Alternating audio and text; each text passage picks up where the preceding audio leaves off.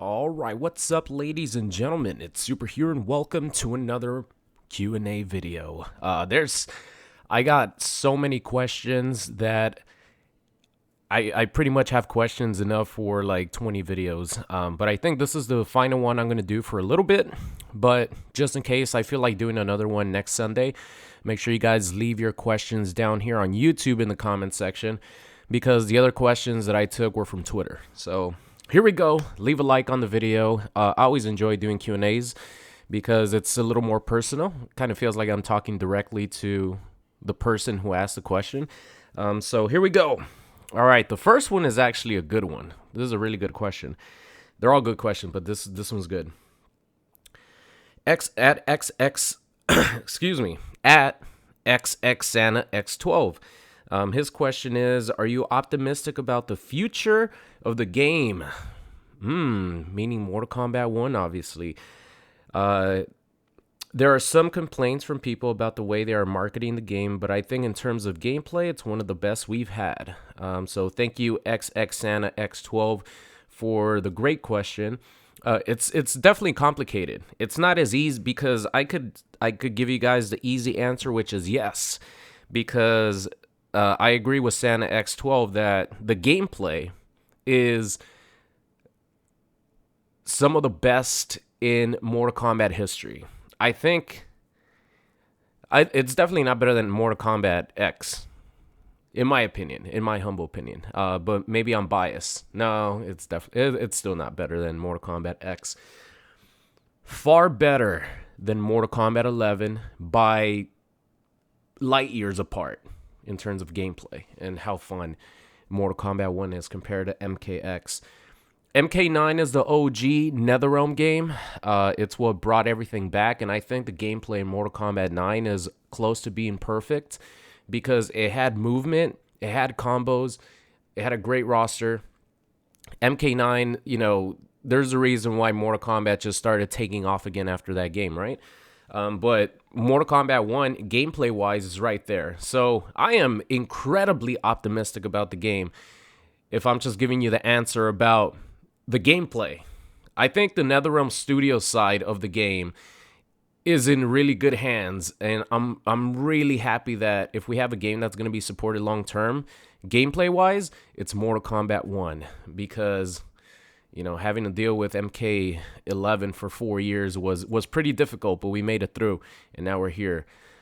But the truth is, I am very concerned about Mortal Kombat 1 as far as the WB side, because the way that they are handling microtransactions is just horrible. It is horrible, because I think we could all agree that the skins in this game, I specifically picked this video because it's recent, and I'm using the Deadly Alliance Nitara skin, which is her best skin. It looks really cool. We've been waiting for Nitara to come out or to return in a Mortal Kombat game. There's a lot of Nitara fans out there, including myself, want her classic skin, but you got to pay 10 big ones. $10 for one skin, guys, right? $10. I'm pretty sure that the skin costs $10, doesn't it? I think 1,000 Dragon Crystals is what the skin costs. And if that's a sign of things to come, it's a really bad look for the game. And then, the company that's going to get blamed for it is NetherRealm, which that's why I said before, I feel bad for them, because I think Warner Brothers handling the microtransactions and trying to just, milk the microtransactions, I think in a bad way, because they don't even need to go this far. They could sell the skins for like $5, that's like bad enough, I think, or that's expensive enough for like a singular skin, and they would still make a lot of money. So I don't know, man. I'm very concerned with that department. But as far as like the gameplay and the game, I'm super optimistic. I think it could only get better from here. Once they add the features that I feel like should have been in the game, but you could definitely tell that Mortal Kombat 1 was rushed to be out sooner than it probably was going to. So I think it could only get better from here. There's going to be more characters added. Who knows how the balancing is gonna play out. What I mean by that is we had a period where Cyrax was dominating, right, as a cameo, and we had the insane damage for some characters, and I personally like the insane damage. I definitely think that Cyrax needed to be toned down. I think they went a little overboard with Cyrax, but I definitely love the crazy high damage. Like, if you get touched twice, you're dead, pretty much. I like that, and they already nerfed that, and they already showed signs that they don't want the game to be too crazy, which is a little disappointing because, what we were promised was this was going to be like the ultimate freedom game, right? And if you find combos that do crazy damage, let it rock, in my opinion. But they already kind of toned down the damage. So I'm wondering what the direction is going to be for balancing Mortal Kombat 1, because versus games, assist-based fighting games, are technically or are usually really hard to balance because there's just so many variants, so much possibilities in the game. But I'm confident that NetherRealm is gonna, keep the game as fun as it could be. And like I said before, gameplay-wise, I'm incredibly happy that Mortal Kombat 1 is the game that we're going to be playing for the next probably 4 years, maybe 5 years, depending on, how much further they support the game, because MK11 was like the main game for like 4 years, right? So I think that at least 4 years, we're going to have an amazing game when it comes to gameplay. So I can't wait. So the original question, are you optimistic about the game? Yes, I am. But I do have my concerns, which I mentioned. Add Mercs _ Maverick. What MK in all its majesty caught your attention to the point where you were like, yeah, I need to put my footprint on this game? Oh, Mortal Kombat X for sure. Mortal Kombat X was at the time where I was like getting bored of Call of Duty, because for you guys who might be new to the channel, I was primarily a Call of Duty like sniper from 2010 to 2015. But when Mortal Kombat X came out, I'm like, man, this game looks super cool. I've always been a Mortal Kombat fan. And once I started playing it and how much fun it was, I was like, yep, I am switching. And I am going to focus 100% on this game. And the rest is history. So yeah, Mortal Kombat X. That's why it's probably my favorite video game of all time, fighting game of all time, Mortal Kombat game of all time. Literally life-changing for me. At Prod Mr. Dirtbag, his question is, do you do YouTube full time, or do you do YouTube for a living, or do you have another job? Nope, I do YouTube full time. It's been my primary source of income since 2015. Well, guess what? When Mortal Kombat X came out. That's what I'm saying. For me, like, Mortal Kombat X was life-changing, guys. I don't know where I would be without Mortal Kombat X. That's why I owe pretty much everything to you guys who watch the videos. There's people who still watch my videos that were around back in 2011, 2012. So I would be nothing without each and every one of you guys watching this video. And of course, the help of Mortal Kombat X. So yeah, YouTube is my full-time job. Add Z Rabbit. We do another collaboration video with your brother. Yeah, we'll probably do another one at some point. Add Kingsman _ Anthony. What's your favorite MK game? Mine is MK9. MK9 is a great choice, but for me, it is Mortal Kombat X. Add 6 Below. What's your favorite type of character to play?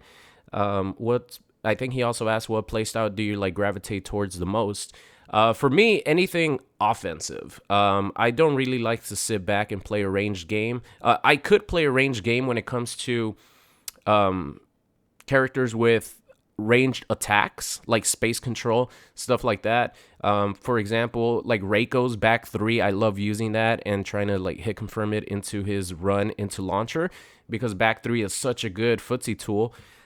So I like that kind of range. I don't really like zoning. So I think the characters that I gravitate towards the most are setup characters, characters where, like Hunter Predator, you come up with some crazy ass combo that throws your opponent into the trap, stuff like that. I like characters that are set up, trap characters, offensive characters. Those are my favorites. There aren't really too many characters like that in Mortal Kombat 1. There's not too many like archetypes in the game. There's mostly like every character has good offensive tools, which I'm happy about. But you don't have like a hunter predator, for example, which I think is needed, and I think it's going to be coming with like DLC. I think DLC always brings out the more creative side in NetherRealm Studios. So I'm like Joker, for example. How like awesome was his gameplay, right? Compared to the Injustice Joker, and Injustice Joker was already really fun to play, but the creativity I think comes out of NetherRealm Studios when it comes to DLC characters. So I'm hopeful that there will be some sort of like trap monster in the future with the DLC. Kitana has her like her trap that she sets up.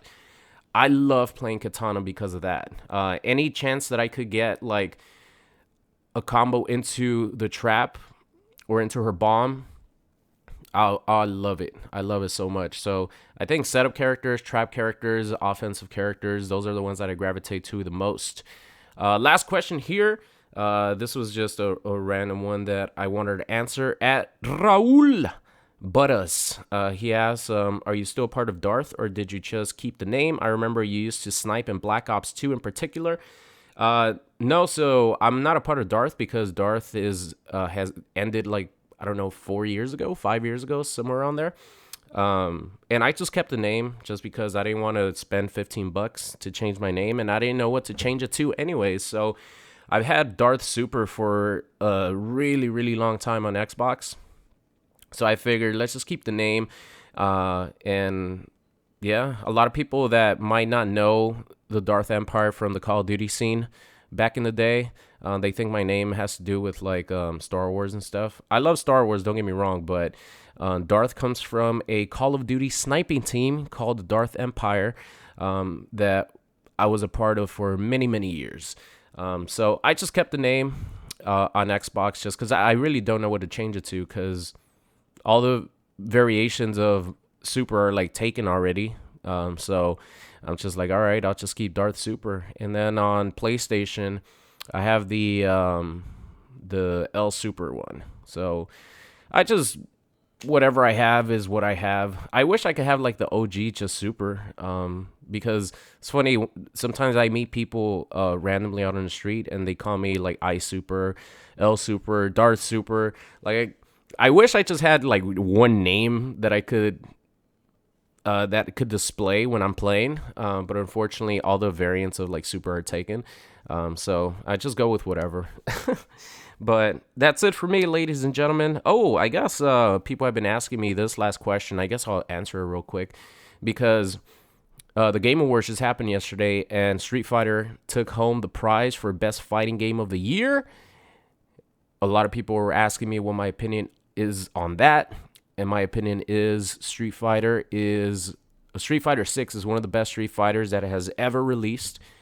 It was a complete package, from a lot of single player stuff to incredible online to lobbies and a lot of good stuff.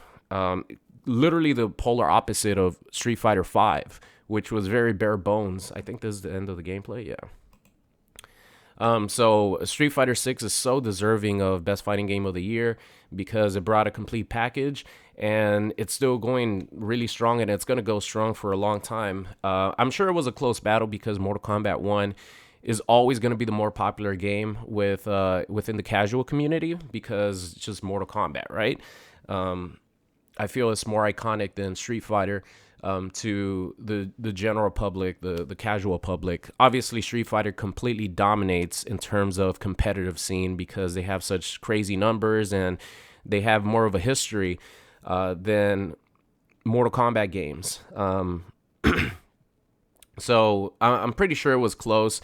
To be honest, I feel like Street Fighter 6, just as a game, brings a more complete package than Mortal Kombat 1. So you couldn't give it to Mortal Kombat 1 because Street Fighter brought a more complete package. So hopefully in the future, Mortal Kombat could just keep improving. Mortal Kombat 1 could keep improving, adding things, making it a complete package. I think it could only go up from here. Hopefully things get added sooner rather than later, so we could have more of a complete game. But my opinion is that Street Fighter 6 completely deserved it, and I'm happy for Capcom or all the game devs, especially the guys who took over after Ono-san got. I don't know if he got canned, like fired, or he just quit. But he was the creative director before, and these guys that have taken over since like the final 2 years, I think, of Street Fighter 5, and now, man, they have blown it out of the park, out of the water, with how good of a job they've been doing. So congrats to them. And that's it for me, ladies and gentlemen. Thank you so much for watching. I love you all, and I will see you guys next time.